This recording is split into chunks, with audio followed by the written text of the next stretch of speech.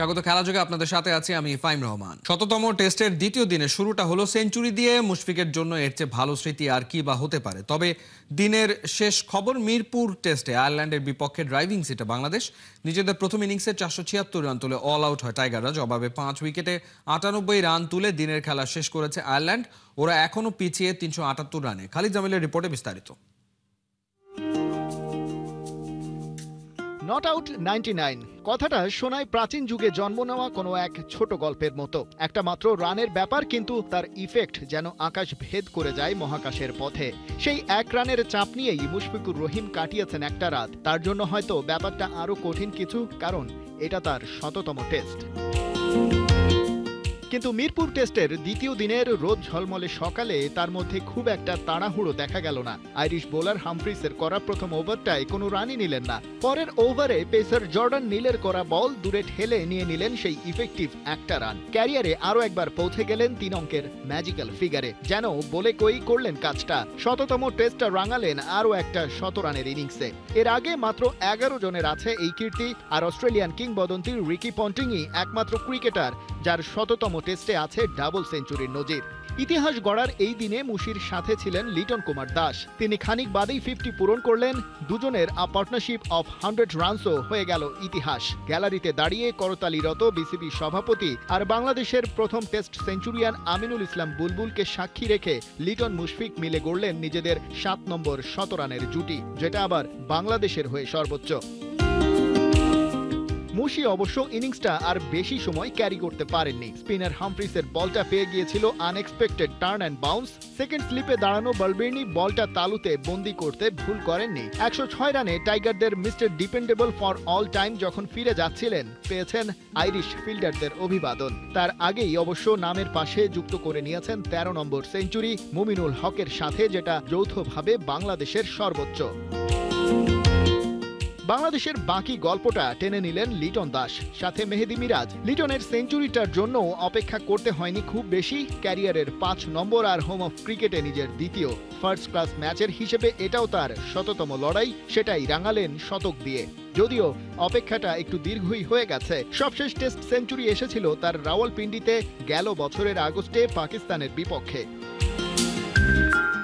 ওদিকে রিভিউ নিয়ে বেঁচে যাওয়া মেহেদী মিরাজ অবশ্য নিজের ইনিংসটা লম্বা করতে পারেননি খুব একটা। লিটনের সাথে 100 রানের পার্টনারশিপ করে ফিরে যান ব্যক্তিগত 47-এ। আর পল স্টার্লিং এর হাতে ক্যাচ তোলার আগে লিটন স্কোরবোর্ডে জমা করেছেন 127।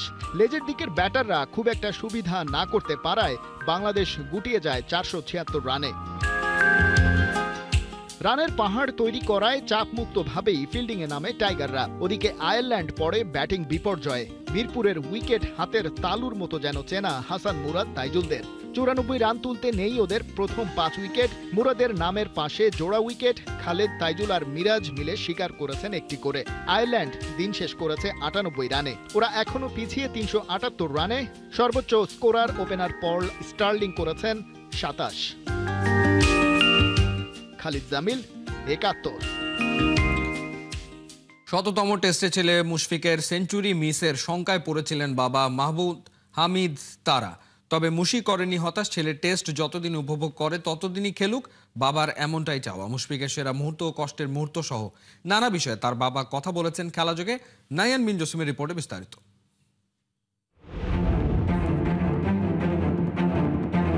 মুশফিকময় একটা টেস্ট, মুশফিকময় একটা দিন। গর্বিত পিতা মাহবুব হামিদ তারা, তিনি এই টেস্ট একদম মাঠে বসে দেখেছেন। একটা রানের আক্ষেপ ছিল আগের দিনে। সকালে কি হয় সেই ভয়টাও ছিল। রাতটা কেমন কেটেছে আসলে? কালকে রাত্রে যা কষ্ট পাইছি অতটা না, সকালে বেশি কষ্ট পাইছি। এবং একবার তো ভয় ধরে গেছিল আমার। ওর 4 নম্বর বলটা দেখার পর আমাকে ভয় ধরে গেছিল। এবং ডট বল গেল 6টায়। তারপর আমার মনে হইলো যে ও বোধহয় প্রেশার নিয়ে ফেলছে। তো যদি প্রেশার নিয়ে ফেলে তাহলে তো ও তার স্বাভাবিক খেলা খেলতে পারবে না। এবং আমার কাছে মনে হচ্ছিল যে ওর যে 12টা টেস্ট সেঞ্চুরি আছে, এটা সেঞ্চুরি না, আজকে যদি না হয় সেটা আল্লাহর রহমতে আল্লাহ পাকের মেহেরবানিতে হয়ে গেল। মনে হলো যে আমার বুকে থেকে একটা অসীম পাথর একটা নেমে চলে গেছে, আমি হালকা হয়ে গেলাম। একটা গল্প না জানলেই নয়, আপনাকে যেহেতু কাছে পেয়েছি, তিনি টেস্ট ক্রিকেটটা যতটা যত্ন দিয়ে খেলছেন বা খেলে যাচ্ছেন টিল নাও, ঠিক একইভাবে তার টেস্ট ক্যাপটাও কিন্তু যত্নে রেখেছেন। এটা আমার মনে হয় বাবা হিসেবে এটার পেছনের গল্পটা আপনি খুব ভালো জানেন। না না না, মুশফিক এমন একটা ছেলে, ও আর কোনো জিনিসকে কাউরে হাত দিতে দেয় না। ও আমাদের না বগুড়ার ভাষায় না ঢাকার ভাষায়, ওর সব কিছুই আলাদা। এবার ওর সহধর্মিনী ওর ওর এই গেটস খেলা সামগ্রীতে টাচ করে না। ও রাখে যেমন রাখে তেমনই থাকে, যে কারণে হারানোর প্রশ্নই ওঠে না। ক্রিকেটার মুশফিককে নিয়ে কোনো গল্প আছে যেটা তার ভক্তরা জানে না এখন পর্যন্ত? আমি নিজেই তো জানি না ও ক্রিকেট খেলতো কোনোদিন। ছোটোবেলায় একটা কথা আমার মনে পড়ে, কত বছর বয়স এটা? ওর 9 কি 10 বছর বয়স। তা আমি বললাম যে কী আর ভুল বলে নাকি, আর ও তো খেলা দেখতে আসছে, ও আবার ম্যান অফ দি ম্যাচ হয় কেমনি, ও ক্রিকেট খেলে? আমি বললাম ও ক্রিকেট খেলে? আমি তো তাই জানি না। আপনার ছেলের কোচকে? তাই আমি বললাম যে ও যে ক্রিকেট খেলে আমি তো তাই জানি না, কোচকে আমি জানবো থেকে। তা আমি তো ওকে আবিষ্কার করলাম অচেনা মুশফিককে। আর ছেলে আপনারা কীভাবে করবেন? আর একদম ছোট করে যদি বলেন সবচেয়ে স্মরণীয় মুহূর্ত এবং সবচেয়ে কষ্টের মুহূর্ত মুশফিককে নিয়ে। আনন্দের মুহূর্তে যদি বলি তাহলে গল টেস্টের ওই 200 রানটা, ওইটাতে আমরা খুব বাসায় খুবই মানে এত আনন্দ করছি আমরা কল্পনার বাইরে। বাংলাদেশের প্রথম 200 করা আর কি। আর কষ্টটা লাগছে যখন ও T20 ছেড়েছে সেটা না, ওয়ানডে যখন ছেড়েছে তখন খুব কষ্ট লাগছে। ওয়ানডে থেকে যখন ও রিটায়ার করলো, এটা খুব কষ্ট লাগছে আমাকে। আমার মনে হয়েছে যে রিটায়ারমেন্টের বয়স হয়নি ওয়ানডের অন্তত, কারণ এটা পারিপার্শ্বিক ওকে হয়তো একটু তো ইমোশনাল, ওইটা সে ইমোশনালি অফ করে দিয়েছে। ১৭তম টেস্ট খেলে ফেললো, তার ক্যারিয়ারে বা টেস্ট ক্রিকেট ক্যারিয়ারটা আসলে শেষটা কোন জায়গাটা করতে চান, মানে আপনার কাছে কি মনে হয়? আমার কাছে মনে হয় ও যতদিন এনজয় করবে, এটা আরও 2-4 বছর হইতে পারে, নাও হইতে পারে, আল্লাহ পাকের ইচ্ছা সেটা। আমি মনে করি যে ও যতক্ষণ উপভোগ করে ক্রিকেট ততক্ষণ ও খেলবে। অনেক উপভোগ ধন্যবাদ। না করলে কেউ হাজার ধরলেও খেলবে না। অনেক ধন্যবাদ। নাহিয়ান বিন জাসিম, ৭১, ঢাকা। মুশফিক নিজে কখনো কল্পনা করেননি বাংলাদেশি কেউ 100 টেস্ট খেলবেন। ১০০তম টেস্টে সেঞ্চুরি যেন তার জন্য সোনায় সোহাগা। দারুণ এই অর্জন উৎসর্গ করলেন তার দাদা দাদি ও নানা নানিকে, তবে বড় করেই ধন্যবাদ দিলেন সহধর্মিনীকে। দিন শেষে প্রেস কনফারেন্সে 20 বছরের ক্যারিয়ার ও বাংলাদেশের ক্রিকেট নিয়ে ভাবনা জানিয়েছেন মুশফিক। সাইফুল রূপকের রিপোর্ট। সবচেয়ে বড় স্যাক্রিফাইস যে আমার সাপোর্টটা আমার স্ত্রী দিয়েছে, my wife to be honest. পৃথিবীতে প্রত্যেক সফল পুরুষের সাফল্যের পেছনে একজন নারীর অবদান থাকে। মুশফিকুর রহিম মিস্টার ডিপেন্ডেবল, ভরসার নাম। ক্রিকেট মাঠে সেই ভরসা তিনি এমনি এমনি অর্জন করেননি। একটা তথ্য দেই, 2005-এ টেস্টে অভিষেক, 2012 পর্যন্ত মুশফিকের টেস্টে মাত্র একটা সেঞ্চুরি ছিল। অর্থাৎ 2013 থেকে 25 এই 12 বছরে 12টা টেস্ট 100-এ এসেছে। বিয়ের পর তার স্ত্রী তার জীবনে আসার পরে সব বদলে গেছে। এতদিন স্ত্রীকে যে কথা বলেনি সেটাই মিডিয়ার সামনে তুলে ধরলেন। আমি হয়তো বা একটু অন্যদের তুলনায় বেশি প্র্যাকটিস করি, বাট এটা পসিবল কখনোই হতো না যদি আমার ঘরে এরকম একটা এনভায়রনমেন্ট না থাকতো। এবং আপনারা কজন জানে না, আমরা জয়েন্ট ফ্যামিলি থেকে বিলং করি, তো দেখা যায় যে আমার ওয়াইফের ওপর যে এক্সপেকটেশনটা আছে এবং সবাইকে ওইভাবে ম্যানেজ করা, কিছু হলেই ওকে ফোন দিয়ে এটা প্রবলেম বা এটা বা আমার যত টাকা ইমার্জেন্সি আমার দিক থেকে না আসা পর্যন্ত ও যদি সব কিছু করতে পারে সেগুলো ম্যানেজ করা, তো ইটস এ হিউজ থিং। তো এটা আমি বলবো যে আমার এটা অনেক বড় স্যাক্রিফাইস। হ্যাঁ, যদিও ওই সময়গুলো হয়তো বা আমি আর ফিরে পাবো না, কারণ আমার দুটো বাচ্চা আছে সেই সময়গুলো। তারপরে ধরেন রাতে স্বাভাবিক ছোটো বাচ্চারা সারা রাত ঘুমায় না, but I didn't had a one single sleepless night to be honest. কারণ সেই ম্যাক্সিমাম সময় না, পুরোটা সময় সেই রাত জেগে বাচ্চাদেরকে মানুষ করেছে এবং আমাকে ওই টেনশন থেকে মুক্ত করার চেষ্টা করেছে। So which is I am really for ever তার কাছে গ্রেটফুল। হয়তো বা কখনো এরকম করে তার সামনেও বলা হয় না, তো এটারও একটা কমপ্লেন আছে, বাট টু বি অনেস্ট সে দেখতে বলবো I was really lucky on that part. কারণ এটা একটা হিউজ পার্ট, যদিও অলমোস্ট আমার 11 বছরের মতো হয়েছে সংসার লাইফ, বাট আমি মনে করি যে আমার ক্রিকেটের ইম্প্যাক্ট যদি আপনারা 2014 পর থেকে দেখেন, it's a huge part in my life. দাদা দাদি আর নানা নানিকে, কারণ তারা আসলে আমার সবচেয়ে বড় ফ্যান ছিল তারা যখন বেঁচে ছিলেন, এবং তারা যখন মারাও যায় তার আগে যখন একটু অসুস্থও ছিলেন, আমার এখনও মনে আছে। তো আমার দাদা দাদি বোন বা নানা নানি সবাই বলেছিলেন যে ভাই তোমার খেলা দেখার জন্য হলো আমি আরও কয়েকটা দিন বেঁচে থাকতে চাই। তো হুইচ ইজ মানে সামথিং মানে খুব কম নাতি বা নাতনিদের কপালে ভাগ্যে জোটে এরকম। তো সেটা বলবো যে তাদের ব্লেসিংসেই আমি আজকে এত দূর টু বি অনেস্ট। আরও অনেক মানুষ আছে, বাট তো স্পেশাল আমি ডেডিকেটেড করতে চাই তাদের 4 জন। মুশফিককে বলা হয় 4D ক্রিকেটার, অর্থাৎ 4টা D: dream, dedication, determination, discipline. সবকিছুই মুশফিকের মাঝে বিদ্যমান। প্র্যাকটিসে, অফ দ্য ফিল্ডে, সব জায়গাতেই তিনি নিয়মটা ঠিকঠাক মানেন এবং কঠোর পরিশ্রম করেন, স্বপ্ন দেখেন। সে কারণে তিনি 100 টেস্ট খেলেছেন, 100 টেস্টে 100 হাঁকিয়েছেন। আমি আসলে একজন বোরিং পারসন, আর আমি প্রত্যেক দিন প্র্যাকটিসে যদি বলেন, আমি exactly the same thing I can do over and over. Doesn't matter it is 20 years or if I am life for next 40 years, I can do that if it's necessary for myself and for the team. আর professionalism আমার কাছে কোনো ছাড় নেই। আপনি whether I score 100, whether I score 0, that's not my success, it's not in my hand, but the effort, the process, the honesty is in my hand. So that's only one motto in my life. শততম test ম্যাচে শতক হাঁকিয়ে press মিটে এসে প্রায় আধা ঘন্টা কথা বলেছেন। ক্যারিয়ার নিয়ে নানা গল্প উঠে এসেছে। তবে মুশফিক চান আরও লম্বা করতে ক্যারিয়ারটা। যতদিন খেলা যায় তিনি ফিট আছেন, তিনি পরিশ্রম করে যাবেন, দেশের জয়ে আরও অবদান রাখতে চান। পাশাপাশি তিনি টেস্ট ক্রিকেটে আরও উন্নতি দেখতে চান বাংলাদেশের, অর্থাৎ র্যাঙ্কিংয়ে 6-7 থাকতে পারলে আরও ইয়াং জেনারেশন টেস্টে এসে ভালো পারফর্ম যেন করে, সেই প্রত্যাশাই মুশফিকুর রহিমের। Saiful Rupok, 71, Sher-e-Bangla cricket stadium, Dhaka. Asia Cup Rising স্টার্সে গ্রুপ চ্যাম্পিয়ন হয়ে সেমিফাইনালে আকবর আলীর দল, যেখানে ওদের প্রতিপক্ষ শক্তিশালী ভারতে দল। শুক্রবার বিকাল 3:30টায় কাতারের দোহা স্টেডিয়ামে টুর্নামেন্টের প্রথম সেমিফাইনালে মাঠে নামবে দুদল। আকবর আলীর নেতৃত্বে গ্রুপ পর্বের 3 ম্যাচের 2টিতে দাপুটে জয় পেয়েছে বাংলাদেশ এই দল। শেষ ম্যাচে শ্রীলঙ্কার বিপক্ষে হারলেও বাংলাদেশ হয়েছে গ্রুপ চ্যাম্পিয়ন। অন্যদিকে বি গ্রুপে থাকা ভারত সেমিফাইনালে এসছে গ্রুপ রানার্স আপ হয়ে। গ্রুপ পর্বে ওরা পাকিস্তান শাইন্সের কাছে হেরে যায় 8 উইকেটে। আর বাংলাদেশের গ্রুপ পর্বের একমাত্র হার শ্রীলঙ্কার বিপক্ষে মাত্র 6 রানের ব্যবধানে। আকবর, সোহান, রিপন, মল্লরা যে ফর্মে আছেন, সেই ধারাবাহিকতা থাকলে সেমিফাইনালে ভারতকে হারানো খুব একটা কঠিন হবে না বাংলাদেশের জন্য। উদ্বোধন হলো হোন্ডা ফুটসাল লিগের। বাংলাদেশ হোন্ডা প্রাইভেট লিমিটেডের আয়োজনে উদ্বোধনী অনুষ্ঠানে প্রধান অতিথি ছিলেন বাংলাদেশ জাতীয় ফুটবল দলের অধিনায়ক জামাল ভুঁইয়া। টুর্নামেন্টের ট্রফি ও আয়োজনে বেশ মুগ্ধ ফুটবলের এই তারকা। ক্যাপ্টেন জামাল ভুঁইয়াকে নেইমার জুনিয়রের স্বাক্ষরিত একটি ব্রাজিলিয়ান জার্সি উপহার দেওয়া হয়। দেশে ফুটবলের পুনর্জাগরণে অনুপ্রাণিত হয়ে ফুটসালেও তরুণদের আগ্রহ বাড়াতে এই উদ্যোগ নিয়েছে বাংলাদেশ হোন্ডা।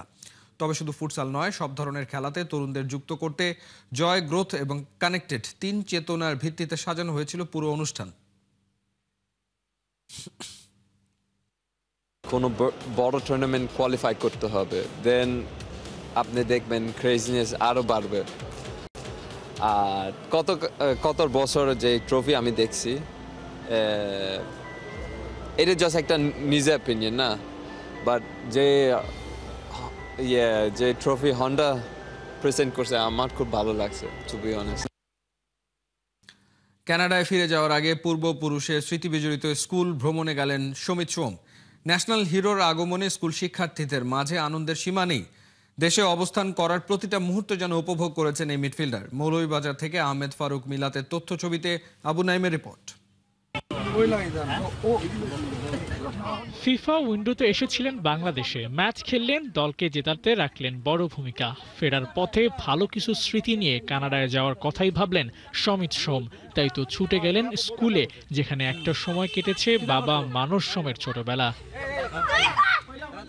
নিজ বাড়ি মৌলভীবাজারে গিয়ে পরিবারের সাথে সময় কাটানো শেষে কানাডায় ফিরে যাওয়ার আগে ভাবনায় আসলো বাবা দাদার স্মৃতি বিজড়িত স্কুল ভিক্টোরিয়া উচ্চ বিদ্যালয়। সেখানে গিয়ে বেশ কিছুক্ষণ সময় কাটালেন। আর তখন স্কুল জুড়ে যেন সাজ সাজ রব। শিক্ষার্থীদের উল্লাস ছিল চোখে পড়ার মতো। সমিত এসেছেন বলে কথা। এই দেশের প্রতি সমিতের একটু বেশিই টান। জাতীয় দলে খেলার পর প্রথমবার নিজ বাড়িতে গেলেন একদিনের জন্য। এত অল্প সময়ের পুরোটাই যেন সমিত ব্যবহার করতে চাইলেন। প্রথমে আপনজনদের সাথে দেখা করলেন, এরপর স্কুল ভ্রমণ। বাংলাদেশের প্রতিটা মুহূর্তই যেন উপভোগ করতে চাইলেন সমিত সোম। বাংলাদেশের এই সফরটা বেশ ভালোভাবেই শেষ করেছেন সমিত। লাল সবুজের সামনে Singapore match. Asian cup qualify ওই ম্যাচে বাংলাদেশের লক্ষ্য ম্যাচ জেতা। ভারতকে হারিয়ে আত্মবিশ্বাসী বাংলাদেশ নামে ভারে এগিয়ে থাকা সিঙ্গাপুরের বিপক্ষেও জয় পেতে চাইবে। সেই স্বপ্নই দেখছেন সমিত সোম। বাংলাদেশের ফুটবলের অবস্থা পরিবর্তনে হামজার পর সবচেয়ে বেশি সমিত সোমের নামটা উচ্চারিত হয়েছে। কানাডিয়ান লিগের এই ফুটবলার অল্প দিনেই বাংলাদেশের পরিবেশের সাথে খাপ খাইয়ে নিয়েছেন। এখন সময় দেশের হয়ে কোনো ট্রফি জেতার, যা এই আনন্দকে বাড়িয়ে দিবে বহুগুণ। আবু নাইম, 71। প্রথমবার নারী কাবাডি বিশ্বকাপ আয়োজনের দায়িত্ব পাওয়া বাংলাদেশ কাবাডি ফেডারেশনের কার্যক্রম মুগ্ধ করেছে এশিয়ান কাবাডি ফেডারেশনের সেক্রেটারি সরওয়ার রানাকে। 17 নভেম্বর শুরু হওয়া দ্বিতীয় নারী কাবাডি বিশ্বকাপ দেখতে আসেন পাকিস্তান ও এশিয়ান কাবাডি ফেডারেশনের সেক্রেটারি জেনারেল মোহাম্মদ সরওয়ার রানা। পুরো আয়োজনে মুগ্ধ হয়ে বাংলাদেশের ম্যানেজমেন্টের সাথে আগামীর পরিকল্পনা নিয়েও কথা বলেছেন তিনি। এমনকি ভবিষ্যতে সাফের মতো দক্ষিণ এশিয়ার দেশগুলোকে নিয়েও কাবাডির নতুন কোনো আসর আয়োজনের ইচ্ছা তার। তবে দলের সংখ্যা কম হওয়ায় কিছুটা হতাশাও আছে তার কণ্ঠে।